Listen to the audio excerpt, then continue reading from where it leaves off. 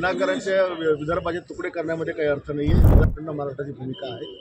महाराष्ट्राचे तुकडे आम्हाला पडू द्यायचे नाही आहे आणि वेगळा विदर्भ झाला तर विकासाकरता निधी आम्हाला मिळणार नाही आहे. बऱ्यापैकी उर्वरित महाराष्ट्र आणि मुंबईच्या वर्षावरच आमचा विदर्भाचा विकास त्या ठिकाणी होतो आणि म्हणून अजूनही विदर्भ 100% मागासलेला आहे. खास करून आमचा पश्चिम विदर्भ.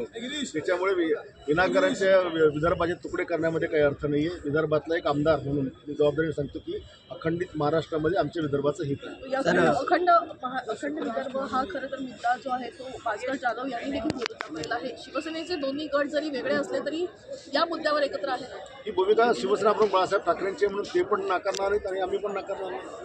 सर, उद्धव ठाकरे असं म्हणतायत की शिवसेनेला कडीपत्ता म्हणाले हे बघा, आमच्या शिवसेनेला उद्धव साहेबांसाठी काहीच जागा नाही आहे.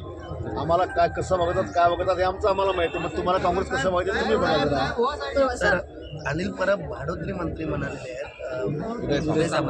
नाही, ही मस्तावी भाषा आहे.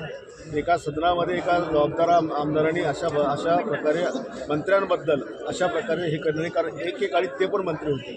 मग का तुम्ही मंत्रिपद होतो, तुम्ही पण भाडोत्री मंत्री म्हणून काम केलं का? तुम्हाला जर असं कोणी बोललं असतं